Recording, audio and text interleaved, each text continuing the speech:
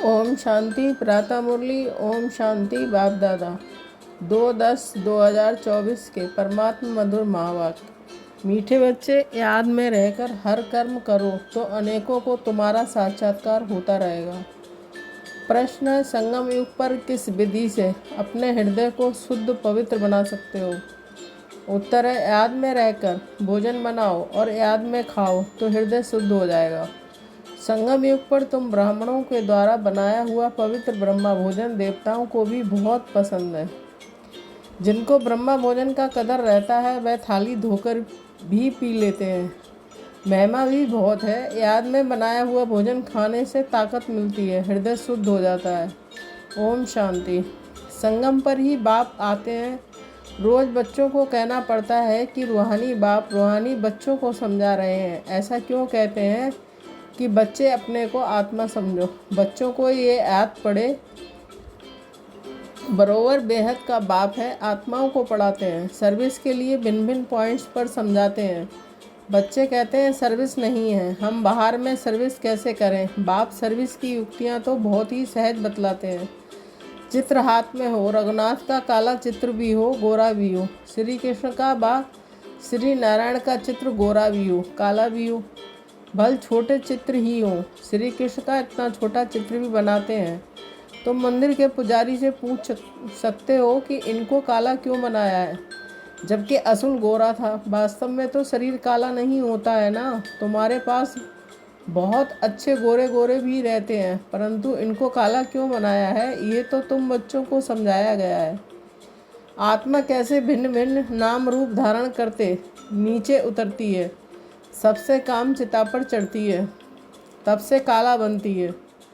जगतनाथ व श्रीनाथ द्वारे में ढेर यात्री होते हैं, तुमको निमंत्रण भी मिलते हैं। बोलो, हम श्रीनाथ के 84 जन्मों की जीवन कहानी सुनाते हैं।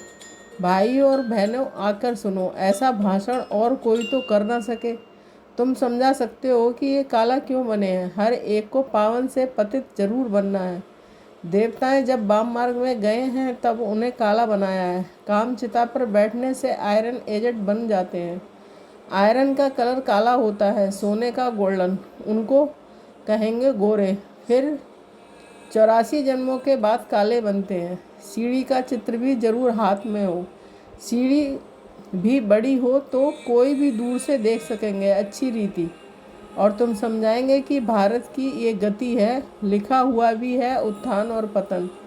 बच्चों को सर्विस का बहुत शौक होना चाहिए। समझाना है ये दुनिया का चक्र कैसे फिरता है। Golden age, silver age, copper age, फिर ये पुरुषोत्तम संगम युग भी दिखाना है। भल बहुत चित्र नहीं उठाओ। सीढ़ी का चित्र तो मुख्य है। भारत के लिए तुम समझा सकते हो कि अब फिर से पतित से पावन तुम कैसे बन सकते हो। पतित पावन तो एक ही बाप है। उनको याद करने से सेकंड में जीवन मुक्ति मिलती है। तुम बच्चों में ये सारा ज्ञान है, बाकी तो सब अज्ञान नींद में सोए हुए हैं। भारत ज्ञान में था तो बहुत धनवान था, अभी भारत अज्ञान में है तो कितना कंगाल है। ज्ञानी मनुष्य और अज्ञानी मनुष्य होते हैं ना। देवी देवता और मनुष्य तो नामी ग्रामी हैं। देवताएं सतयुग त्रेता में, मनुष्य के द्वापर कलयुग में। बच्चों की बुद्धि में सदैव रहना चाहिए सर्विस कैसे करें, ये भी बाप समझाते रहते हैं। सीढ़ी का चित्र समझाने के लिए बहुत अच्छा है। बाप कहते हैं गृहस्थ व्यवहार में रहो, शरीर निर्वाह के लिए धंधा आदि तो करना ही है, जिस्मानी विद्या भी पढ़नी है। बाकी जो टाइम मिले तो सर्विस के लिए ख्याल करना चाहिए कि हम औरों का कल्याण कैसे करें। यहाँ तो तुम बहुतों का कल्याण नहीं कर सकते हो, यहाँ तो आते ही हो बाप की मुरली सुनने। इसमें ही जादू है। बाप को जादूगर कहते हैं ना, गाते भी हैं मुरली तेरी में है जादू। तुम्हारे मुख से जो मुरली बजती है उसमें जादू है। मनुष्य देवता बन जाते हैं, ऐसा कोई जादूगर होता नहीं सिवाय बाप के। गायन भी है मनुष्य देवता किए करत न लागी बार। पुरानी दुनिया से नई दुनिया होनी जरूर है, पुरानी का विनाश भी जरूर होना है।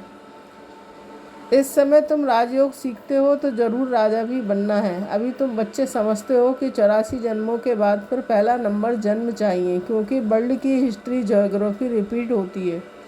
सतयुग त्रेता जो भी होकर गया है सो फिर रिपीट होना है ज़रूर। तुम यहाँ बैठे हो तो भी बुद्धि में ये बात करना है कि हम वापस जाते हैं।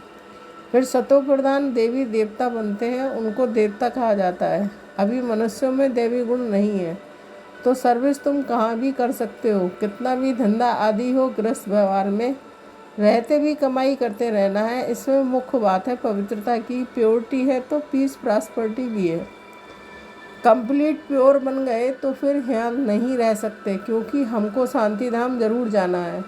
आत्मा प्योर बन गई तो फिर आत्मा को इस पुराने शरीर के साथ नहीं रहना है। ये तो इम्प्योर है ना। 5 तत्व ही इम्प्योर हैं, शरीर भी इनसे ही बनता है।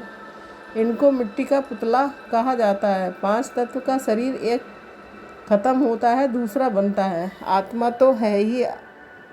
आत्मा कोई बनने की चीज़ नहीं है। शरीर पहले इतना छोटा फिर कितना बड़ा होता है। कितने आर्गन्स मिलते हैं जिससे आत्मा सारा पार्ट बजाती है। ये दुनिया ही वंडरफुल है। सबसे वंडरफुल है बाप, जो आत्माओं का परिचय देते हैं। हम आत्मा कितनी छोटी हैं, आत्मा प्रवेश करती हैं। हर एक चीज़ वंडरफुल है। जानवरों के शरीर आदि कैसे बनते हैं, वंडर है ना। आत्मा तो सबसे वही छोटी है। हाथी कितना बड़ा है, उनमें इतनी छोटी आत्मा जाकर बैठती है। बाप तो मनुष्य जन्म की बात ही समझाते हैं। मनुष्य कितने जन्म लेते हैं, 84 लाख जन्म तो है नहीं। समझाया है जितने धर्म हैं उतनी वैरायटी बनती है। हर एक आत्मा कितने फीचर्स का शरीर लेती है, वंडर है ना। फिर जब चक्र रिपीट होता है, हर जन्म में फीचर्स, नाम, रूप आदि बदल जाते हैं। ऐसे नहीं कहेंगे कि कृष्ण काला, कृष्ण गोरा, नहीं। उनकी आत्मा पहले गोरी थी, फिर 84 जन्म लेते लेते काली बनती है। तुम्हारी भी आत्मा भिन्न भिन्न फीचर्स, भिन्न भिन्न शरीर लेकर पार्ट बजाती है। ये भी ड्रामा है। तुम बच्चों को कभी भी कोई फिक्रात नहीं होनी चाहिए। सब एक्टर्स हैं। एक शरीर छोड़ दूसरा शरीर लेकर फिर पार्ट बजाना ही है। हर जन्म में संबंध आदि बदल जाता है तो बाप समझाते हैं ये बना बनाया ड्रामा है। आत्मा ही 84 जन्म लेते लेते तमो प्रधान बनी है। जब फिर आत्मा को सतो प्रधान बनना है, पावन तो जरूर बनना है। पावन सृष्टि थी, अब पतित है, फिर पावन होनी है। सतो प्रधान तमो प्रधान अक्षर तो है ना। सतो प्रधान सृष्टि, फिर सतो रजो तमो सृष्टि। अभी जो तमो प्रधान बने हैं वही फिर सतो प्रधान कैसे बने, पतित से पावन कैसे बने। बरसात के पानी से तो पावन नहीं बनेंगे। बरसात से तो मनुष्यों का मौत भी हो जाता है, फ्लड्स हो जाती है तो कितने डूब जाते हैं। अभी बाप समझाते रहते हैं कि ये सब खंड नहीं रहेंगे, नेचुरल कैलमिटीज भी मदद देंगी। कितने ढेर मनुष्य, जानवर आदि बह जाते हैं। ऐसे नहीं कि पानी से पावन बन जाते हैं, वह तो शरीर चला जाता है। शरीरों को तो पतित से पावन नहीं बनना है, पावन बनना है आत्मा को। सो पतित पावन तो एक बाप है। भल वह जगत गुरु कहलाते हैं, परंतु गुरु का तो काम है सदगति देना। वह तो एक ही बाप सदगति दाता है। बाप सदगुरु ही सदगति देते हैं। बाप समझाते तो बहुत रहते हैं, ये भी सुनते हैं ना। गुरु लोग भी बाजू में शिष्य को बैठाते हैं सिखलाने के लिए, ये भी उनके बाजू में बैठता है। बाप समझाते हैं तो ये भी समझाते होंगे ना। इसलिए गुरु ब्रह्मा नंबर 1 में कहा जाता है। शंकर के लिए तो कहते हैं आँख खोलने से भस्म कर देते हैं, फिर उनको तो गुरु नहीं कहा जाए। फिर भी बाप कहते हैं बच्चों मामे कम याद करो। कई बच्चे कहते हैं इतने धंधेधोरी की फिक्रात में रहते हम अपने को आत्मा समझ बाप को कैसे याद करें। बाप समझाते हैं भक्ति मार्ग में भी तुम हे ईश्वर भगवान कह याद करते हो ना। याद तब करते हो जब कोई दुख होता है। मरने समय भी कहते हैं राम राम राम राम बोलो। बहुत संस्थाएं हैं जो राम नाम का दान देती हैं। जैसे तुम ज्ञान का दान देते हो, वह फिर कहते हैं राम बोलो राम बोलो। तुम भी कहते हो शिव बाबा को याद करो, वह तो शिव को जानते ही नहीं, ऐसे राम राम कह देते हैं। अब ये भी क्यों कहते हैं कि राम कहो, जबकि परमात्मा सब में है। बाप बैठ समझाते हैं राम व कृष्ण को परमात्मा नहीं कहा जाता है, उन्हें देवता कहा जाता है। उनकी भी कलाएं कम होती जाती हैं। हर एक चीज़ की कला कम भी होती ही है। कपड़ा भी पहला नया फिर पुराना होता है। तो बाप इतनी बातें समझाते हैं, फिर भी कहते हैं कि मेरे मीठे मीठे रूहानी बच्चों, अपने को आत्मा समझो, सिमर सिमर सुख पायो। यहाँ तो दुखधाम है। बाप को और बरसे को याद करो। याद करते करते अथा सुख पाएंगे। कल कलेश बीमारी आदि जो भी है सब छूट जाएंगे।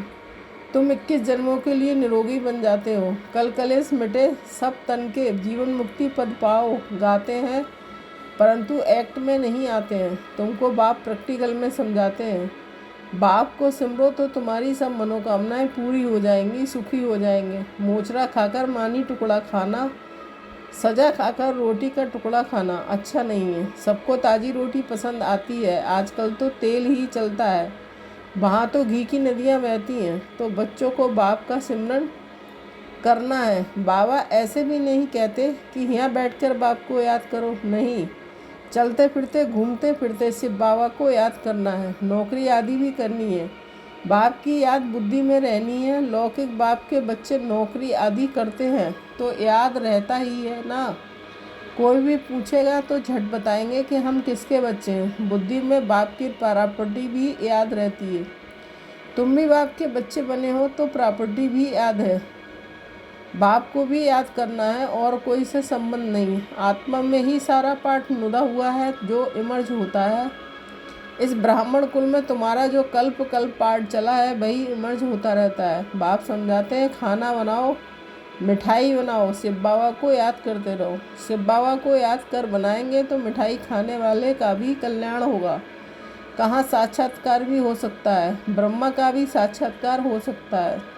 शुद्ध अन्न पड़ता है तो ब्रह्मा का, कृष्ण का, शिव का साक्षात्कार कर सकते हैं। ब्रह्मा है यहाँ, ब्रह्मा कुमार कुमारियों का नाम तो होता है ना। बहुतों को साक्षात्कार होते रहेंगे क्योंकि बाप को याद करते हो ना। बाप युक्तियाँ तो बहुत ही बताते हैं, वह मुख से राम राम बोलते हैं, तुमको मुख से कुछ बोलना नहीं है। जैसे वह लोग समझते हैं गुरु नानक को भोग लगा रहे हैं, तुम भी समझते हो हम शिव बाबा को भोग लगाने के लिए बनाते हैं। शिव बाबा को याद करते बनाएंगे तो बहुतों का कल्याण हो सकता है। उस भोजन में ताकत हो जाती है, इसलिए बाबा भोजन बनाने वालों को भी कहते हैं शिव बाबा को याद कर बनाते हो। लिखा हुआ भी है शिव बाबा याद है। याद में रहकर बनाएंगे तो खाने वालों को भी ताकत मिलेगी, हृदय शुद्ध होगा। ब्रह्मा भोजन का गायन भी है ना कि ब्राह्मणों का बनाया हुआ भोजन देवताएं भी पसंद करते हैं, ये भी शास्त्रों में है।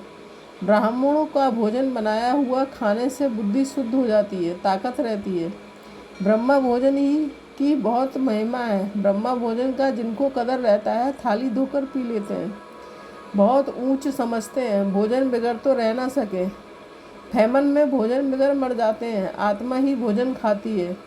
इन आरगंस द्वारा स्वाद बह लेती है। अच्छा बुरा आत्मा ने कहा ना, ये बहुत स्वादिष्ट है, ताकत वाला है, आगे चल जैसे तुम उन्नति को पाते रहेंगे वैसे भोजन भी तुमको ऐसा मिलता रहेगा। इसलिए बच्चों को कहते हैं शिव बाबा को याद कर भोजन बनाओ। बाप जो समझाते हैं उनको उसको अमल में लाना चाहिए ना। तुम हो पियर घर वाले, जाते हो ससुर घर, सूक्ष्म वतन में भी आपस में मिलते हैं, भोग ले जाते हैं। देवताओं को भोग लगाते हैं ना, देवताएं आते हैं, तुम ब्राह्मण वहाँ जाते हो, वहाँ महफिल लगती है। अच्छा मीठे मीठे सिकील दे बच्चों के प्रति। माता पिता बाप दादा का याद प्यार और गुड मॉर्निंग। रूहानी बाप की रूहानी बच्चों को नमस्ते। हम रूहानी बच्चों की रूहानी माता पिता बाप दादा को याद प्यार, गुड मॉर्निंग, नमस्ते नमस्ते, शुक्रिया बाबा शुक्रिया। धारणा के लिए मुख्य सार 1 पॉइंट, किसी भी बात की फिक्रात नहीं करनी है क्योंकि ये ड्रामा बिल्कुल एक्यूरेट बना हुआ है। सभी एक्टर्स इसमें अपना अपना पार्ट बजा रहे हैं। 2 पॉइंट, जीवन मुक्त पाने व सदा सुखी बनने के लिए अंदर में एक बाप का ही सिमरण करना है, मुझसे कुछ भी बोलना नहीं है। भोजन बनाते व खाते समय बाप की याद में जरूर रहना है। वरदान, स्वार्थ ईर्ष्या और चिड़चिड़ेपन से मुक्त रहने वाले क्रोध मुक्त भाव। स्पष्टीकरण, कोई भी विचार भले 2 सेवा के लिए स्वयं को ऑफर करो, लेकिन विचार के पीछे उस विचार को इच्छा के रूप में बदली नहीं करो। जब संकल्प इच्छा के रूप में बदलता है तब चिड़चिड़ापन आता है। लेकिन निस्वार्थ होकर विचार दो, स्वार्थ रखकर नहीं। मैंने कहा तो होना ही चाहिए, ये नहीं सोचो। ऑफर करो, क्यों, क्या मैं नहीं आओ? नहीं तो ईर्ष्या घृणा एक एक साथ ही आते हैं। स्वार्थ या ईर्ष्या के कारण भी क्रोध पैदा होता है। अब इससे भी मुक्त बनो। स्लोगन है शांति दूत बन सबको शांति देना। यही आपका ऑक्यूपेशन है। ओम शांति। Thank you Baba.